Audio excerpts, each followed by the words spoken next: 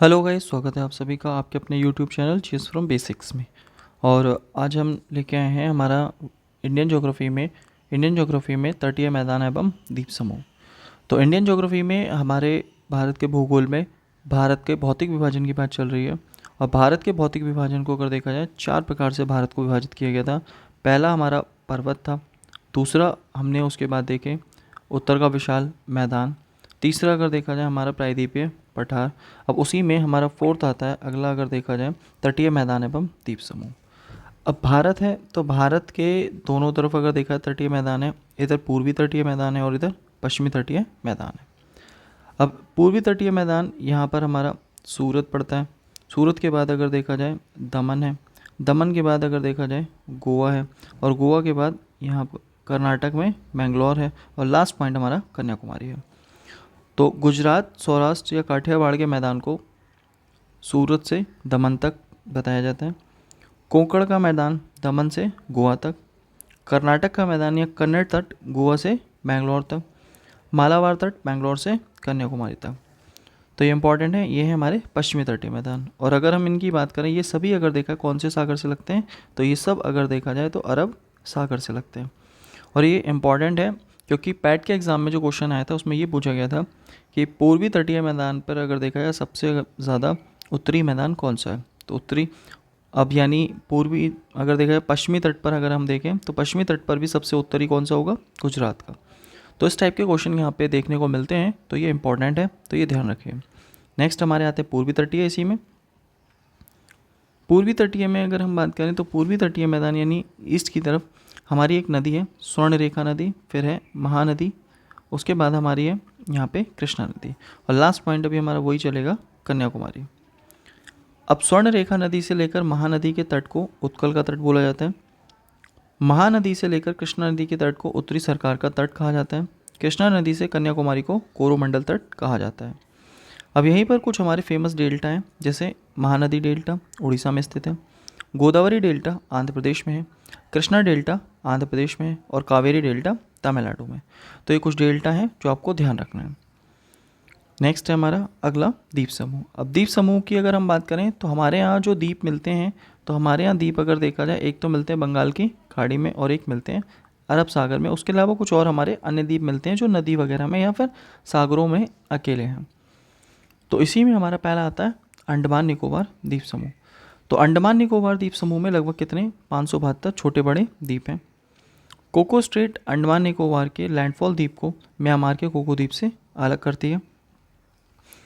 उत्तरी अंडमान पर अंडमान निकोबार की सबसे ऊंची चोटी सैंडल पीक स्थित है, और इसी के पूर्व में भारत का एकमात्र सुसुप्त ज्वालामुखी नारकोंडम स्थित है। मध्य अंडमान के पूर्व में भारत का एकमात्र सक्रिय ज्वालामुखी पैरनद्वीप स्थित है। तो दोनों ज्वालामुखी इंपॉर्टेंट है, सुसुप्त नारकोंडम, और अगर देखा जाए जागृत या सक्रिय तो बैरन। दक्षिणी अंडमान पर इसकी राजधानी पोर्ट ब्लेयर स्थित है, और यही प्रसिद्ध सेलुलर जेल भी है जहाँ काले पानी की सजा दी जाती थी। दक्षिणी अंडमान तथा लघु अंडमान के मध्य डंकन पास स्थित है। अंडमान को निकोबार से 10 डिग्री चैनल अलग करता है। इसी कुछ और भाग आते हैं, कार निकोबार, लघु निकोबार। ग्रेट निकोबार पर भारत का अंतिम बिंदु इंदिरा पॉइंट स्थित है, जिसपे अगर देखा है 6 डिग्री 4 मिनट उत्तरी अक्षांश वाला पॉइंट जो हम पढ़ते हैं। इसके अलावा 6 डिग्री चैनल ग्रेट निकोबार को सुमात्रा से अलग करता है। सुमात्रा यानी इंडोनेशिया की बात चल रही है। इंडोनेशिया और भारत के बीच हमारा कौन सा 6 डिग्री चैनल। जारबा, शैम्पेन, सेंटलीज यहाँ रहने वाली प्रमुख जनजातियाँ हैं। 2014 की 16वीं लोकसभा में पहली बार शैम्पेन जनजाति ने मतदान किया था। और यहाँ से कई बार क्वेश्चन आता है, जैसे पॉलिटी का क्वेश्चन हो गया कि वर्तमान में कौन सी लोकसभा चल रही है, तो 2014, फिर 19 और उसके बाद 24। अब ये थी 16वीं, फिर 17वीं और अब आ रही है 18वीं। तो इसमें वर्तमान में 18वीं लोकसभा चल रही है। नेक्स्ट, अभी कुछ द्वीपों का नाम भी चेंज किया गया। तो रॉस द्वीप का नाम नेताजी सुभाष चंद्र बोस द्वीप, नील द्वीप का नाम शहीद द्वीप, हैवलॉक द्वीप का नाम स्वराज द्वीप। तो ये सभी द्वीपों के नाम चेंज हुए हैं। उसके बाद है लक्षद्वीप। तो लक्षद्वीप अगर देखा है, लक्षद्वीप अरब सागर में स्थित प्रवाल भित्तियों द्वारा निर्मित एक द्वीप है। यहाँ पर कुल द्वीप 36 हैं, जिसमें से केवल 10 ही आबाद है। इसकी राजधानी कवारत्ती है। और 8 डिग्री चैनल मालदीव को मिनी गाय से अलग करता है। 9 डिग्री चैनल मिनी गाय को लक्षद्वीप से अलग करता है। और मिनिकाय में महाल भाषा बोली जाती है। तो ये बड़ा इंपॉर्टेंट है और ये क्वेश्चन भी आया हुआ है। और महाल भाषा देवही लिपि में लिखी जाती है, ये भी आपको ध्यान रखना है। अन्य द्वीपों की अगर हम बात करें तो अन्य द्वीप आद्या बेट नर्मदा नदी के मुहाने पर है, खादिया बेट ताप्ती नदी के मुहाने पर है, सालसेड़ मुंबई में स्थित है, एलिफेंटा अपनी प्राचीन गुफाओं के लिए प्रसिद्ध है, वेलिंगटन भारत का सबसे छोटा नेशनल हाईवे NH7, तो अगर देखा जाए केरल के कोच्चि का ही भाग है। NH47A अगर देखा जाए तो ये हमारा 47A है, इसमें भारत का सबसे छोटा, और ये केरल के कोच्चि का भाग है।